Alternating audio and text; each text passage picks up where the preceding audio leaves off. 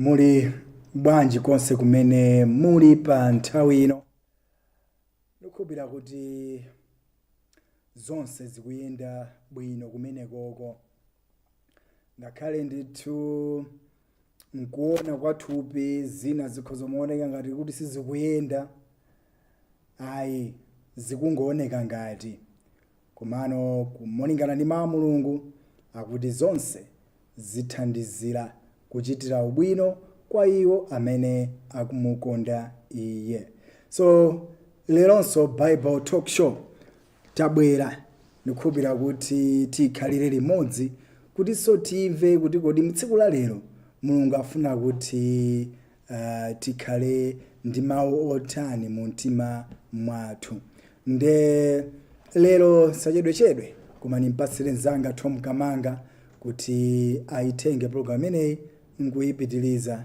Zikomo kwambiri Tom Kamanga, ndikukhulupirira kuti wadzuka bwino. Inetu ndili bwino. Kayino abusa. Ine ndisaname ndili bwino kwambiri. Tiyamikire kuposa. Ndakulandira program imeneyi. Zikomo kwambiri abusa. Apatse moni alandire anthu tsiku la lero. Zikomo. Tilandiranedi program imeneyi ya Bible Talk Show monga mmene ndithu yayi timachitira nthawi zonse. Timabwera pano kuti tikupatsireni ndithu mawu a Mulungu pozindikira kuti amene kuti munthu sazakhala ndi moyo ndi mkate wokha komanso azakhala ndi moyo ndi mawu a Mulungu. Nde mtsiku la lero ndikukhulupirira kuti Mulungu akhalenso akuyankhula kuti mitima yathu kunyengo zathu ndi zongofuna kuti tiyendere limodzi. Monga mmene anenera abusa langa dzina Tom Kamanga, ndipo pa nthawi ino tiyambe program yathu pooneranso nyimbo ya matamando kuchokera Good News Lotus Choir.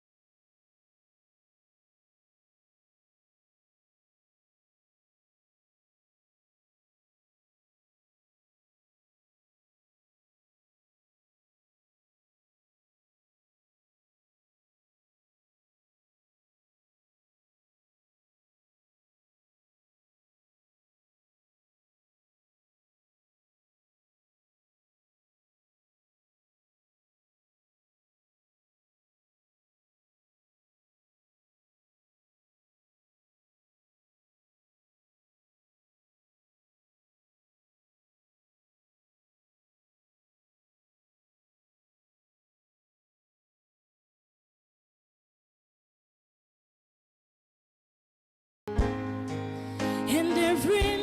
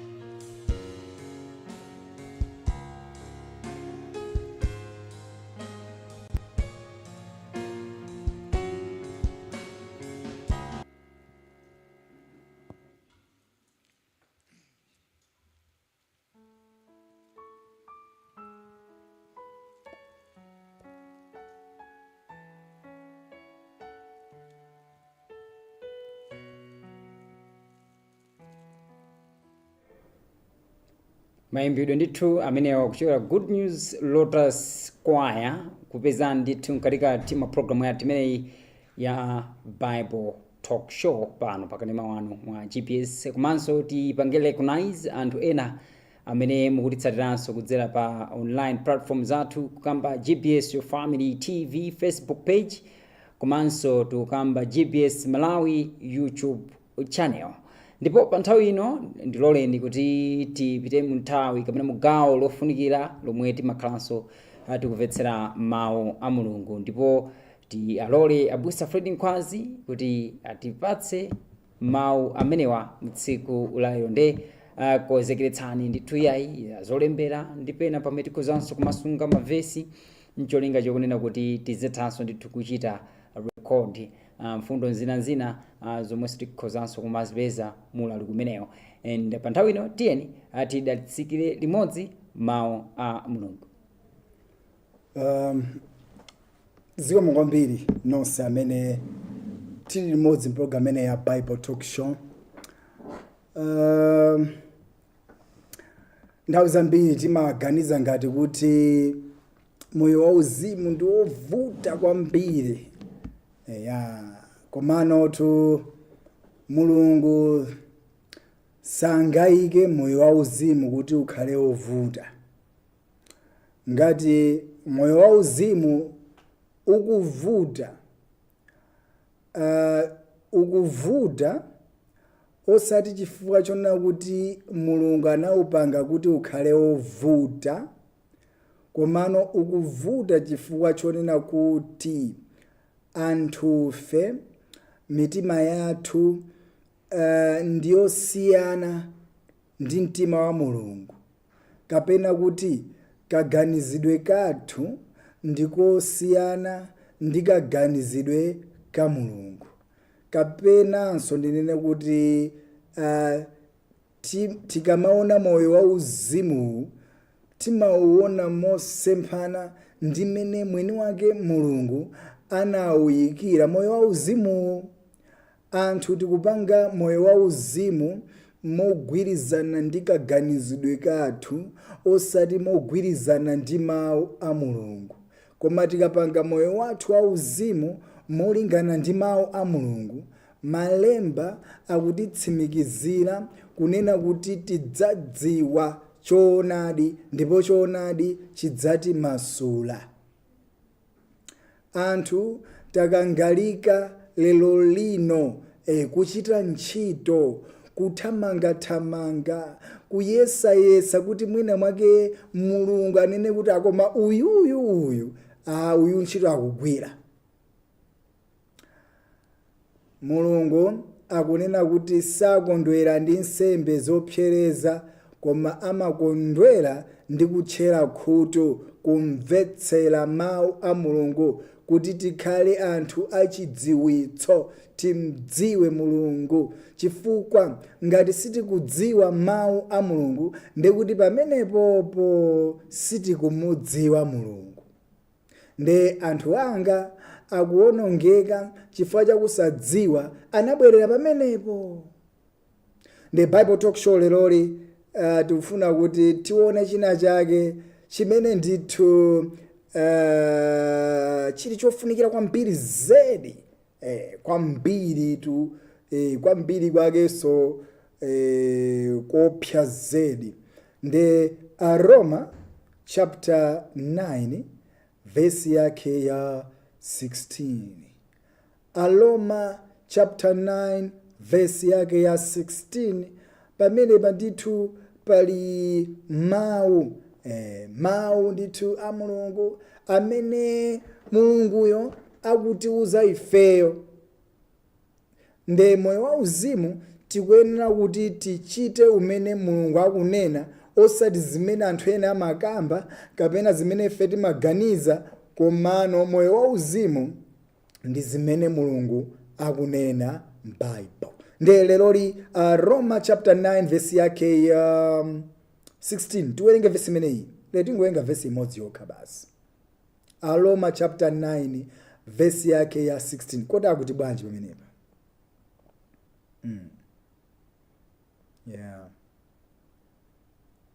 Roma chapter 9 verse yake ya 16 akuti chotero sichifuma kwa munthu amene afuna kapena kwa iye amene athamanga koma kwa Mulungu amene achitira chifundo.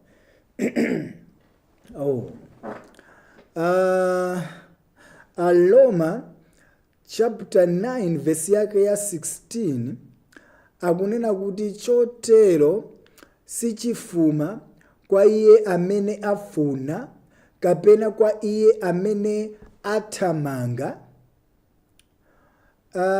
komatu kwa iye amene Mulungu amchitira chifundo. Tikuyenera kudziwa kuti gemu iyi ya moyo wauzimu iyi si ya msintho kapena kuti si malonda ayi. Siyaonena kuti koza kapansi kuti kamwamba katsike, no. Gemu iyi ya moyo wauzimu iyi, moyo wauzimu uwu Mulungu akunena kuti sizikuchokera kwa iye amene afuna kapena kwa iye amene athamanga komano kwa Mulungu amene ali wochitira chifundo.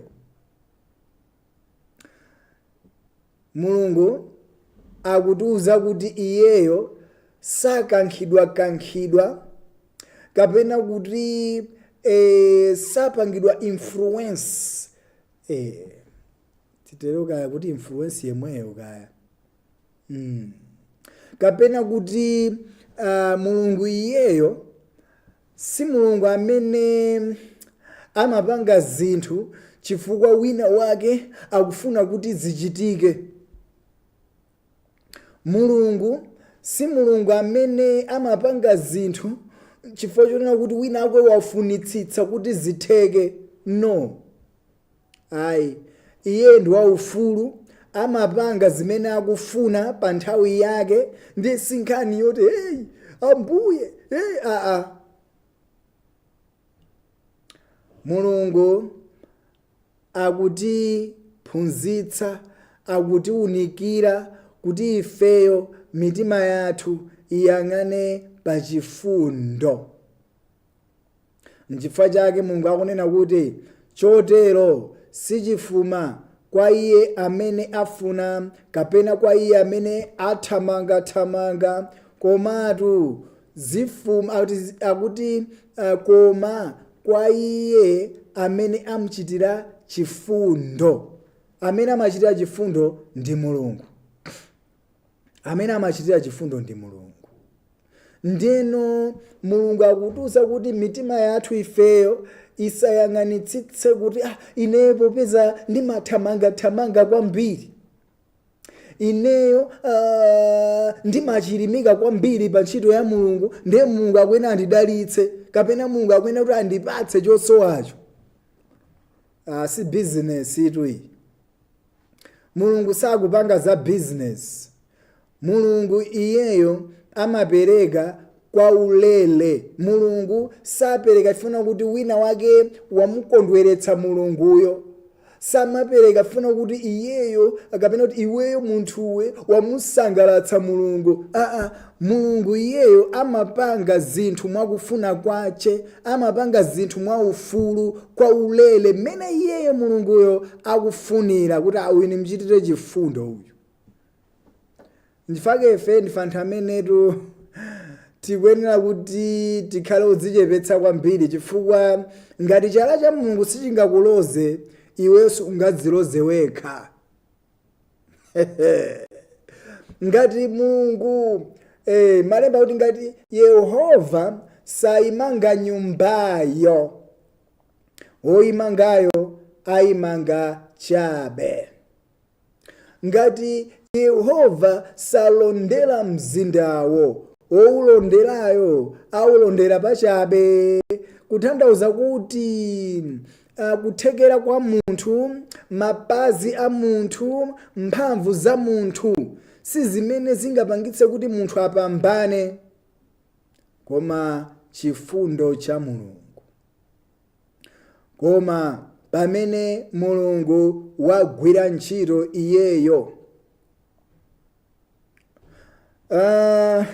Apa pali nkhani yoti wina pakanatu analira kulira amayo ine analira, koma ngakhale analira komatu madalitso sanamupeze. Adakwiya kuopsa zedi, adakwiya mpaka nakuti no ineyo apa pamene zafika apa ningomupha uyuyu basi. Adakwiya kuopsa, ndipo azidali zokuitsa kwambiri, koma vuto sikuti udali moyo wauzimu umene Mulungu adawukonza yayi. Nkhani imeneyi ndi nkhani ya ana awiri, Yakobo ndi Esau. Esau anali munthu amene adali wadzimphamvu, komanso anabadwa ndi thupi la ubweya la cheya. Monga mukudziwa kuti mwamuna atu pepani, koma mwamuna wopanda cheya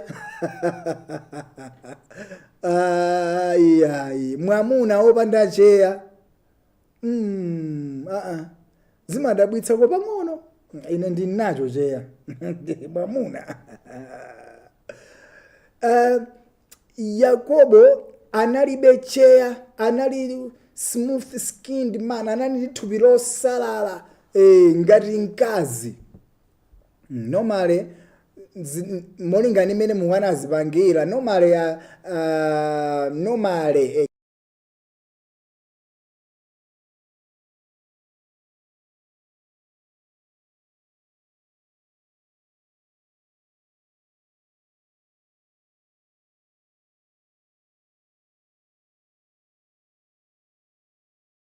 amene amatchedwa mzibambo, koma thupi losalala kawirikawiri amakhala ndithu azimayi, atsikana, thupi losalala. Ndiyeno akuti Esau anali munthu wa thupi la cheya, munthu oneka kuti uyuyu ndi chamthengo, ichichi ndi chiphona kwambiri. Komanso Esau anali woyamba kubadwa, komanso Esau anali odziwa kusaka nyama, amapita ku phiri kukasaka nyama, ana amuna amenewo. Pamene Yakobo anali munthu amene amangodzikhalira ndi amake nyumba muchani mwakuti mu matenti. Pamene zake Esau ali ku phiri koma akasaka nyama. Ndi nthawi Esau amapita ku phiri kwasaka nyama, ndi amabwera ndithu atapha nyama mpaka na bambo ake amadya nyama imeneyo koma kwambiri yophedwa ndi Esau. Yakobo anali aulesi, amadzikhalira ku nyumba amaphikati maphala. Ndiye tikati timuyeze uyuyu Esau ndi Yakobo, tikati tiwaona anthu awiri awawa amene anali ochirimika, amene anali oti amagwira ntchito yokhetsa thukuta, anali Esau. Yakobo palibe chimene akanachiloza choti nkudzitamandira, choti kuti chocho chikhoza kumpanga kuti akhale wapamwamba. Palibe nchimodzi chomwe phiri, palibe nchimodzi chomwe wawa. Koma chinthu chimene chili chodabwitsa komanso chowawa pakuganizira mwa munthu nchonena kuti amene analandira madalitso adali Yakobo osati Esau wolimbikira uja. Tudziwa tonse amene adalandira madalitso si Esau odziwa kusaka nyama, amene amathamanga kumapiri, oyamba kubadwa, wathupi la ubweya. Instead m'malo mwake amene analandira madalitso adali Yakobo. Ndiye kuti Esau atabwera anadzapeza kuti wina walandira kale madalitso amene anali ndithu Yakobo. Esau tu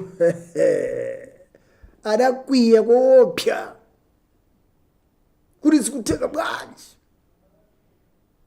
Chifukwa chani Yakobo walanda waba mdalitso waine? Zingatheka bwanji zimene zizi? How takeable? Esau sadaugwire mtima, ananeneratu m'maso muli gwa pamaso pa atate wake kuti Yakobo ine apapa ndeni ukamupha basi. Lukamupha. Koma funso nkumati, kodi madalitso amapereka ndi ndani? Mesa ndi Mulungu. Nde ngati ndi Mulungu amene apereka madalitso, palibe chifukwa chonena kuti umuphere wina wake chifukwa cha mdalitso umene Mulungu apereka, chifukwa woperekayo ni mwini wake Mulunguyo mwakufuna kwake. Apa chimene chikudabwitsa nchonena kuti mdalitso umene Yakobo analandira, Esau akufuna kumupha Yakobo. Mdalitso umene umachokera kwa Mulungu, Esau akufuna kumupha Yakobo. Funso nkumati, ndi chifukwa chani Esau ali ndi mtima ofuna kumupha Yakobo chifukwa watenga madalitso? Tikhoza kuona kuti Esau poyang'anira kuti anali munthu odziwa osaka nyama, anali mwana wayamba kubadwa, anali wathupi la ubweya wa dzimphamvu, Esau amati akaziyerekezera iyeyo ndi Yakobo amaona kuti amene anali oyenera kuti alandire madalitso anali Esauyo. Anali oyenera chifukwa chani? Anali oyenera chifukwa iyeyo Esauyo amaona kuthekera kwake. Ndi amati akaona Yakobo amaona kuti Yakobo analibe kuthekera, analibe chomuyenereza kuti alandire mdalitso. Pamene iyeyo Esau amadzimva kuti akoma ineyo ndiwena ndilandire madalitso basi. Ineyo ndipo apapa zivute zitane, apapa ndi kulandira madalitso ineyo. Ndimadziwa usaka nyama, ndine woyamba kubadwa, komanso ndine wamphamvu kwambiri. Tikayerekezera ine ndi Yakobo, ine ndi amene ndagwira ntchito kwambiri zedi. Esau anayang'ana kuthamanga kwake, anayang'ana kuthekera kwake, anayang'ana kuchilimika kwake. Iyeyo poona zimenezo amaona kuti ndi zimene zimampambanitsa kapena zimamuyenereza kuti alandire mdalitso. Koma anayiwala chinthu chimodzi. Sanayiwala ziwiri, anangoyiwala chinthu chimodzi. Chinthu chimodzi chimenechi chili pa Roma chapter 9 verse yake Roma chapter 9. Yes, Roma chapter 9 verse 10. Roma chapter 9 verse 10, 11, 12. Roma chapter 9 verse yake 10, 11, 12. Akuti bwanji pamenepa? Ndipo sichotero chokha koma Rabekanso pamene anali ndi pakati pa mmodzi ndiye kholo lathu Isaki. 11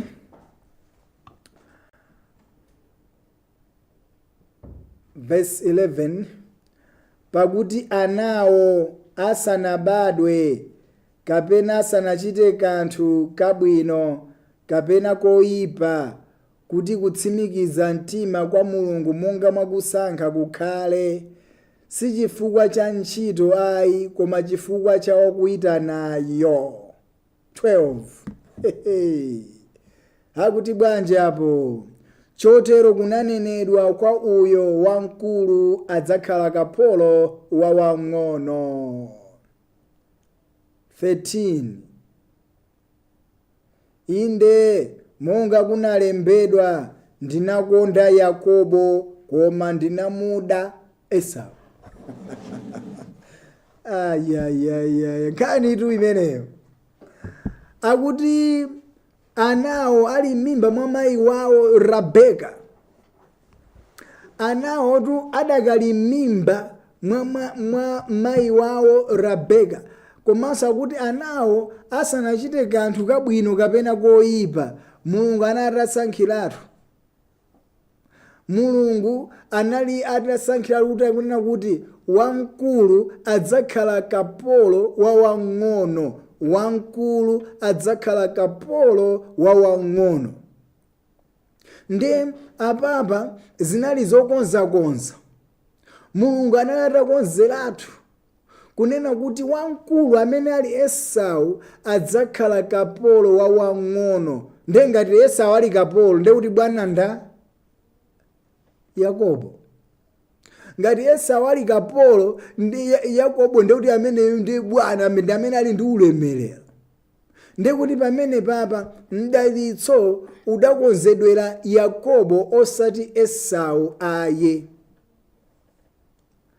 Funso nkumati kodi Yakobo ali m'mimba mwa mayi ake adachitapo chani? Popeza Mulungu akuti adamusankhiratu ali m'mimba mwa mayi akemo. Ndi adapangapo chani? Malemba akuti anawo ali m'mimba mwa mayi wawo asanapange kabwino kapena koyipa. Asanapange kabwino kapena koyipa. Kutanthauza kuti kusankhidwa kwa Yakobo kapena mdalitso obwera kwa Yakobo sizidatengere ubwino wake kapena kuyipa kwake, koma zikutengera ndi wosankhayo. Zikutengera Mulungu amene anafunayo. Titsegulenso buku la Genesis chapter 25 verse yake ya 22-23. Tatiye ndoneni pamenepa. Genesis chapter 25 verse yake ya verse yake ya 22 akuti ndipo ana analimbana mkati mwake, ndipo iye anati ngati chotero ine ndikhala ndi moyo bwanji. Ndipo ananka kukafunsa kwa Yehova. Verse 23. Yehova ndipo anati kwa iye, mitundu iwiri ili m'mimba mwako, magulu awiri anthu adzatuluka m'mimba mwako. Gulu lina lidzapambana mphamvu ndi linzake. Wamkulu adzakhala kapolo wa wang'ono. Tsonotu apapa anthu ena timati ayi Yakobo anaba madalitso a Esau. Bwanji kodi zikungooneka ngati kuti njirayo inali yotero kuti ananama kuti iye ndi Esau ali Yakobo. Komano zona zake nzonena kuti Mulungu anakonzekeretsa akapena kuti madalitsowa anali a Yakobo osati a Esau. Oti kuti akanakhala kuti madalitso atenga ndi Esau, ndi kuti Esau ndi amene akanakhala kuti ndi wakuba. Chifukwa Mulungu iye akunena kuti wamkulu adzakhala kapolo, servant, wantchito. Ndi kuti pamene papa molingana ndi mawu a Mulungu amene amayenera kuti madalitso amugwere ndi Yakobo, oti sizinaphonyedwe, oti sikubanso iya. Anthu amati ayi Esau, Yakobo anaba madalitso a Esau. Anthu inu kaya kulakwa ati umenewo.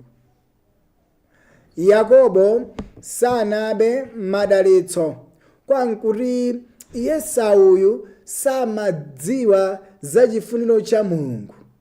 Esau ndi munthu amene akuyimira kuti ndi munthu amene ndikhozana kuti Esau akuyimira anthu amene amadzidalira iwowo kuti kuthekera kwawo mphamvu zawo zikhoza kuwapangitsa kuti alandire kanthu kuchokera kwa Mulungu.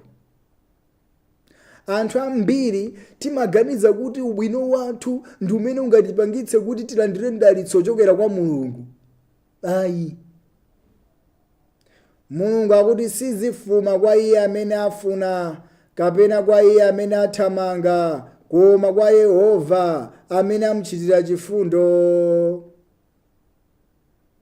Mulungu afuna kuti ifeyo tigwire chifundo chake, osati kugwira kuti ineyo ndimapemphera kwambiri, ine ndimachita chopereka kwambiri, ine ndimasala kudya kwambiri, ine ndioposa awawa. Zimenezozo pamaso pa Mulungu ndi zoyipa kwambiri. Ndi zoyipa. Alemba pa buku la Masalimo 147 verse yake ya 10 ndi 11. Masalimo 147 verse yake ya 10 ndi 11. Tate tioneni. Masalimo 147 verse yake ya 10 ndi 11. Masalimo 147 verse yake ya 10 ndi 11. Tiwengeni limodzi. Apa kuti mphamvu ya kavalo si mkonda, sakondwera nayo miyendo ya munthu. 11. Yehova akondwera nawo akumuopa iye, iwo akuyembekeza chifundo chake. Malemba akunena kuti mphamvu ya kavalo si mkonda, sakondwera nayo miyendo ya munthu. Mulungu amadana ndi zonena kuti chifukwa ndinathamanga bwino kapena kuti foti ineyo ndine munthu wolimbikira nchifake zatheka. Ndekuti iwe pamenepopo ukwezeka kulimbikira kwakoko kuti akukundu umene kwandipambanitsa. Mu dziko la uzimu Mulungu afuna kuti tidziwe kuti ifeyo kuti tipambane zikutengera chifundo cha Mulungu, osati thukuta lathu. Akuti udzadya thukuta lako, komano Yesu Khristu atabwera ifeyo tinalowa mu dziko la chisomo, dziko limene amene amagwira ntchito ndi mwini wake Mulungu. Adamu atachimwa ndithu anadya ndi thukuta lake, komano Yesu atabwera anatibwezeretsa kutiyotsa kuthukuta lathu nkutibweretsa ku chisomo. Ndesingani yonena kuti ineyo ndiye mphamvu zanga zikhoza kundipambanitsa, ubwino wanga ukhoza kundipambanitsa, nzeru zanga zikhoza kundipambanitsa. Mulungu azakuonetsa kuti iweyo nzeru zako ndi nzeru za munthu, ndiye ndikuone ngati ndi nzeru zako zingakupambanitsa. Anthu anzeru alephera, anthu amphamvu alephera. Koma Mulungu akunena kuti Yehova akondwera nawo akumuopa iye, iwo amene akuyembekeza pa chifundo chake. Ndeno si mphamvu, si nkhondo, koma kuthekera kwa Mulungu. Mulungu sakufuna kuti ife tiloze kuti ine ndapanga kuti ine Ambuye ndatere. Mulungu adampatsa madalitso Yakobo, osati fore Yakobo adachita kabwino kapena bwanji, koma Mulungu kufuna kwake anangoti ine ndamukonda Yakobo. Mamukonda ifa chali iyayi kaya ineyo kasinzanga madalitso ni ayi ine ndifuna nipereke kwa Yakobo. Koma ndi waulesi kwambiri. Inde ndi waulesi, koma ine ngasi madalitso nganga ndiye ndikufuna nimpatse yeyo. Nangopangapo chani? Ine ndine Mulungu amene nimapereka posatengera kuti munthu uyu ngothekera motani. Ndine Mulungu amene ndili wa chifundo, ndiye ndimachitira chifundo kwa amene ndimuchitira chifundo. iye kuma Esau ndi amene anali olimbikira ntchito, amathamanga amapha nyama. Amaphadi nyama, komano Esau sakanayamika Mulungu, akanayamika kuthamanga kwake. Ndeni ndifuna anthu amene ankhoza kuniyamika ine, otero kuti Yakobo ndi munthu amene ali othokoza kwambiri kwa Mulungu, kuti Ambuye uwa mwayi, ndine ndani ine nthata yachabechabe ine Ambuye, ine utitiri ine wachabechabe ine, nsikidzi ine Ambuye ndalitso wandigwera ine Ambuye, ine ndine yani ine.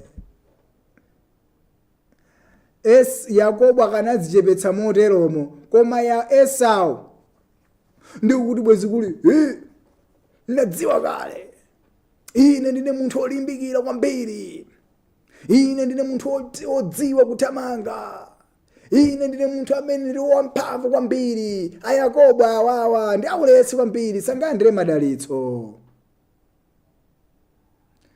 Chimodzimodzi, chipulumutso sichogulitsa, chipulumutso sichikupita kwa anthu othekera.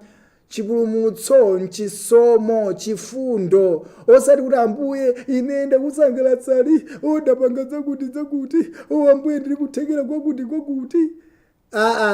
Chipulumutso sichogulitsa, nchaulere. Aefeso chapter 2 verse yake 8 ndi 9. Aefeso chapter 2 verse yake ya 8 ndi 9.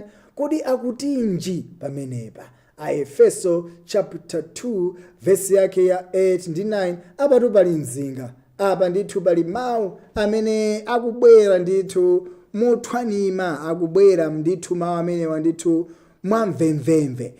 Aefeso chapter 2 verse yake ya 8 ndi 9. Tate ndiwengeni limodzi. Aefeso chapter 2 verse yake ya 8 akuti, pakuti muli opulumutsidwa ndi chisomo chakuchita mwachikhulupiriro, ndipo ichi chosachokera kwa inu, chili mphatso ya Mulungu. 9. Chosachokera ku ntchito kuti asadzitamandire munthu aliyense. Bible is clear. Bible likukamba ndithu mosaona kuti kodi anthu tikuganiza motani. Bible likufotokoza posayang'ana mbali, posayang'ana chigawo kuti chakumwera pakati kapena kumadzulo kankuti. Bible lili tsatane, Bible lili chindunji, Bible likungoyankhula mmene likwena kuti linenere basi. Ndeno likunena kuti tili opulumutsidwa mwachisomo, si ntchito ayi, komanso sizochokera kwa ifeyo, nzochokera kwa mwini wake Mulungu. Si ntchito ayi kuti wina aliyense adzitamandire, ati asizoti kuti ineyo ndinapanga zakuti ndikalowe kumwamba, ndinali mkulu wa mpingo ine, zimenezozo Mulungu akutsutsa, Mulungu akukaniza, Mulungu akuti iyayi, anthu ife tiyang'ane chisomo. Sizomayang'ana kuti ine ndapangapo chanu kuti ndikalowe kumwamba, ayi, ndi ulere. Monga ino mmene Mulunguyo kumwambako ankakumana ndi Yesu Khristu upite pa dziko lapansi ukafere anthu. Kodi ife tidaliko? Kapena mwina mwake ifeyo ndi amene tinapemphera kwambiri? Ayi. Mulungu mwini wake ndi amene anaona kuti si kwabwino kuti munthu afe ali wochimwa, ndi Yesu Khristu apite pa dziko lapansi akawafere anthu pa dziko lapansi, akapulumutsidwe anthu pa dziko lapansi. Ndi zinali zochokera mu mtima mwa Mulungu. Molinga ndi kukoma mtima kwake anaphika chipulumutso cha ifeyo, anapanga zonse nkutipulumutsa, nkunena kuti kwatha, tayeretsedwa. Koma anthutu pa chipulumutso cha mulungucho tifuna kuti tionekenso ngati kuti ife ndi amene tili kuthekera kuti tikapulumuke. Ayi, mulungu adayika zonse m'manja mwake, adapanga zonse yekha. Sananena kuti munthu upangepo zakuti kuti ukalowe kumwamba. Chipulumutso chonse 100% anachipanga ni mulungu. Ife kwa ife kungolandira Ambuye zikomo kwambiri. Tinali ndani ife? Tinali anthu amene sitikanatha kusunga malamulo, sitikanatha kupanga zabwino. Tinali anthu operewera kwambiri Ambuye. Koma chifukwa cha chisomo chanu tayeretsedwa, tasambitsidwa ndi mwazi wa Yesu Khristu kamodzi kwatha. Kodi pali ntchito yathu pamenepo? Tidafa nawo pa mtandapo, tidamva nawo kuwawa ifeyo, tidaseza nawo machimo ifeyo. Ndena tikuti akumanga pemphera kwambiri nde machimo anga akhoza kukhululukidwa. Iyayi, Yesu Khristu adagwira ntchito yekha popanda kuthandizidwa ni mkono wa munthu, adakwanitsa chipulumutso chonse cha ifeyo. Ife tikuyenera kuti tingokhulupirira chipulumutso chimene Yesu Khristu adatipangira, tisayikepo ntchito yathu palibepo pa chipulumutsopo. Ndenene kuti chabwino Yesu Khristuyo chabwino ngati ntchito yathu ilipo, nde kuti sinangapakhale kugawana nanga.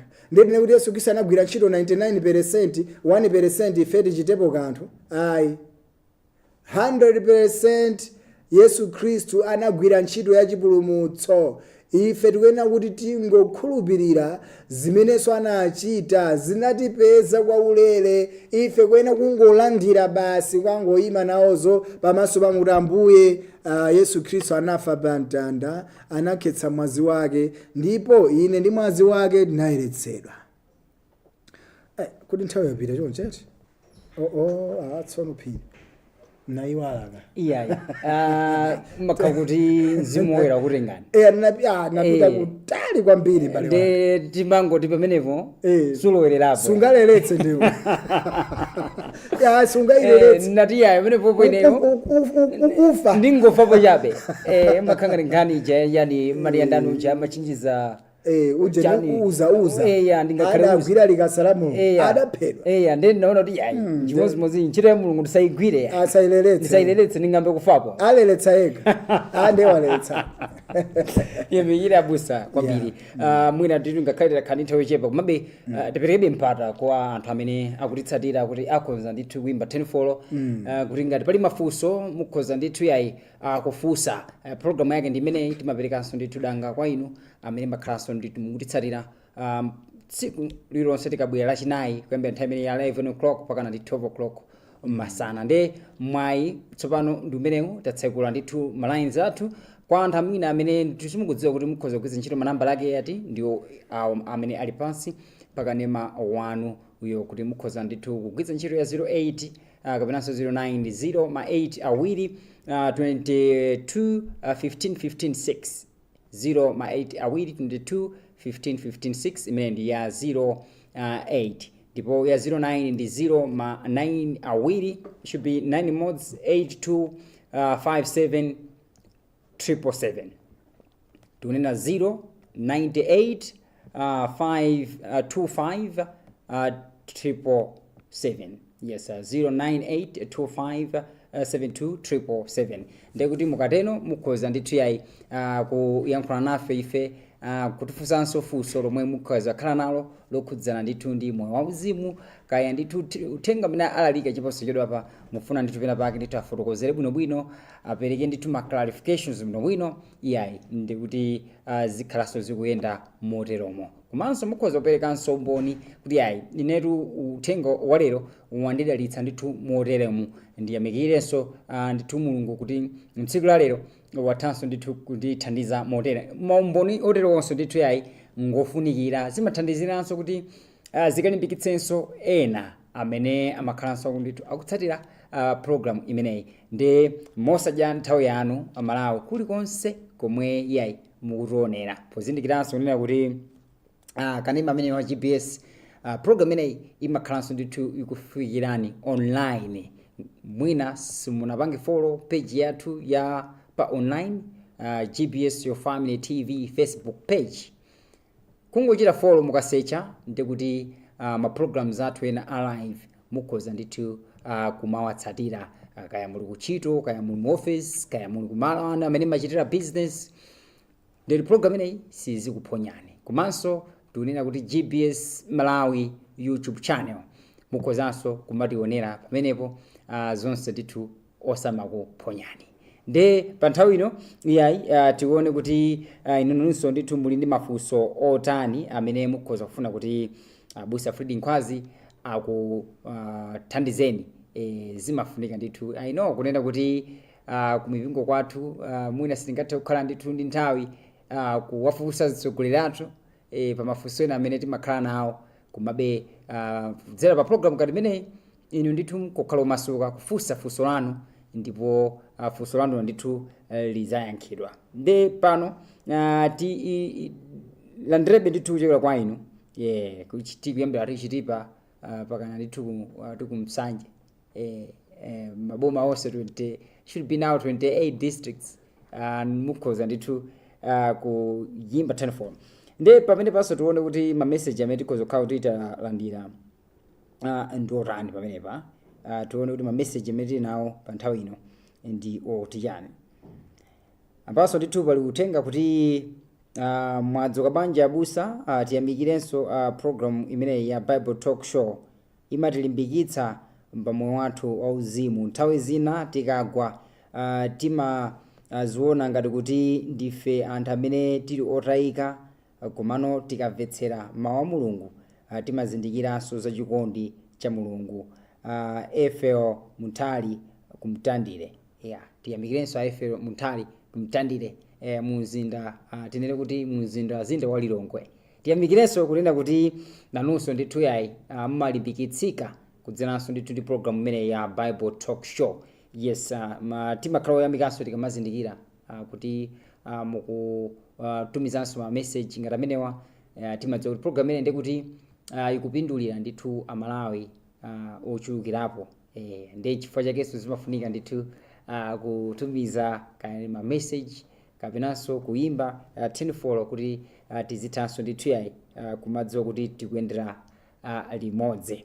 Tipitanso ndithu pa page yathu imene ya GBS Your Family TV. Tionenso kuti pamene pandithu pali zotani semawu menewu. Yes, ndionenso menepo kuti amene tikuyenda nawo limodzi pa nthawi ino ndi ndani kwenikweni. Yes, pamene panso ndithu tione kuti pa GBS Your Family TV pali zotani pamenepa. Tione kuti pamene panso ndithu pa GBS Your Family TV pali ndithu mauthenga otani ndi anthunso ati amene akutitsatira pamene papa.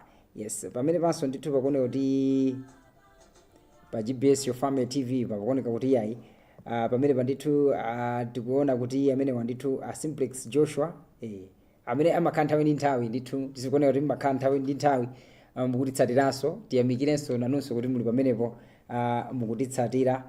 Panso ndithu tikuona amene wandithu Dave Shower. Yes, tiyamikirenso nanunso ndithu kuti yayi mukutitsatira. Panso pali 10 timve kuti tiyankhule nawo motani amenewa. Hello. Hello, mwaswera bwanji. Taswera bwino kaya inu. Tidziweni dzina ndi kumene mukuimbira 10. Ine ndi Mafanyilenda ndikuimbira ku Lilongwe kwa Chisapo. Amafanyilenda kuimbira ku Lilongwe kwa Chisapo. Muli ndi funso kapena ndemanga? Ndi funso. Perekani funso lanu Amafanyilenda. Eneo mafuna mfuse nawo abusa yankhe. Chabwino. Bali tikamapita umachechi ena abandina oli muntu kupereka sidi. Kuzizala sidi kenako pamapito pake nkumasabelodi. Kuziwenthera sidi ija kutuza kulodi. Mafuna mfuse oti kodi zimene kusanzabwino kapenayi. Tiyamikirenso Amafanyilenda chifukwa cha funso limenelo. Inu khalani pomwepo timve kuti akuthandizeni bwanji pa funso lanu. Mukhale ndi tsiku lopambana zikomo kwambiri. Yes, amene ndi Amafanyilenda akuti yayi akufunsa kwambiri kuti pamakhala anthu ena mipingo ina amatidzalani sidi. Ndipo pakuntho kwa nthawi mmasakolola. Ndi zimene zoyenerera kapena mwina pali mtima wanji wa Mulungu. Okay. pali chimene mulungu adalonjeza iyeyo. Ngati mulungu alonjeza, tikuyenera kudziwa kuti mphamvu yakuti chinthucho chichitike sinagone chifukwa ife tapanga. Yes. Koma yagona pa lonjezo la mulunguyo. Nde sikuti tiyang'ane chimene tapanga ifeyo, koma tiyang'ane lonjezo la mulungu. Limene ndimene lingapangitse kuti zinthuzo zichitike. Chabwino. Okay, chabwino. Iweyo ngati tekeze kuti wachita cha 10. Now, chimene wena kutamanda kwambiri, amene akwanitsa kuti uone zipatso zake, si chifukwa wapereka kwambiri. Komano mulungu amene alonjeza uja, ameneyo ndi amene aloti azipange kuti zitheke. Chabwino. So chimene mulungu afuna kuti ife titsamirepo kwambiri, titsamire pa lonjezo limene anatilonjeza. Tisatsamire pa zimene ife tapanga, chifukwa zimene tapanga ife si lonjezo. Koma zimene mulungu anena ndi lonjezo. Chabwino. Ndithu. Iya, ndikupa kuti amafa chilenda ndithu yayi mwathandizika. Panso pali 10 timve kuti amenewa tiyankhula nawo motani. Zikukanga tiso apa ndithu yaduka kuteka kuti muna mavuto amenewa ma network. Komabe sichimo you can call kuti mukathenso ndithu lumikizana nafe mwina pali funso kapena pali ndemanga ngakhalenso timanena kuti iyayi mukuzochitira umboni kuti program imeneyi imakupindulirani motani ku moyo wanu wauzimu kapena moyo wanu wa tsiku ndi tsiku. Nde manambala ake ndithu ndi omwewo amene ali pansi pa kanema wanuyo kukamba 0 imene ndi 08 komanso 09 ndi 0 98 25 72 777 098 25 72 777. Ndekuti mukatero ndekuti inu ndithu yayi mulumikizana nafe direct mprogram imene asatiso ndithu mwina pakhala ti madelay tinataki yayi kuimba 10 imeneyo ama 10 ndithu amenewa mwaimodzi ndekuti yayi tiyankhulane timve kuchokeranso kwa inu kuti yayi kodi mukuimbira kuchokera chigawo chiti kapena muli boma lake liti kuniweni ndipo inanunso ndithu yayi muli ndi zotani somwe mukufuna ndithu program imeneyi mwina mukathe kupindula nayo kandi funso kapena ndemanga mukhoza kutero ndithu. So pamene tangotsani mphindi zochepa chabe ningonena kuti yayi mukhozabe ndithu kuimba 10 timve kuchokera kwa inu kuti nanunso mufuna ndithu mukathe kuthandizika motani. Komabe tisayiwale kunena kuti tikupezekanso ndithu pa online makamaka GBS Your Family TV Facebook page. Ngati simunachita ndithu follow page imeneyi mukhoza ndithu ngo chita type pa phone panupo ndithu pa Facebook page panupo pa Facebook account panupo ngoli search ndithu GBS Your Family TV ndekuti yayi ibwera then muti panga follow.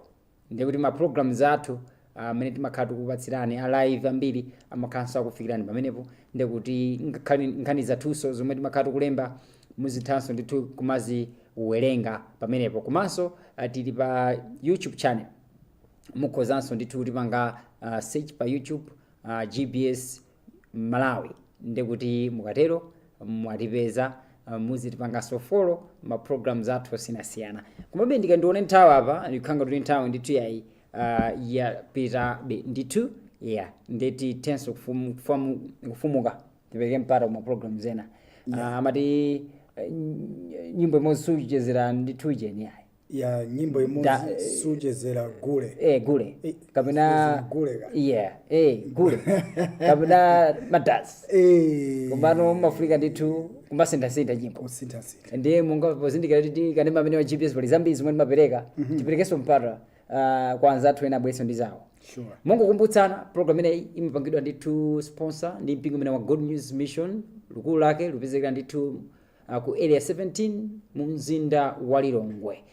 Kumeneko ndithu khumo lawo limakhala lotsekula anytime every day mukhoza ndithu kufika kumeneko kaya mfuna ndithu spiritual counseling kumva zambiri za mpingo umenewu mukhoza ndithu kufika kumeneko. Komanso amakhala mapemphero awo la Mulungu kapena pa Sabata mayamba nthawi imene ya 10 o'clock mpaka na 12 o'clock masana.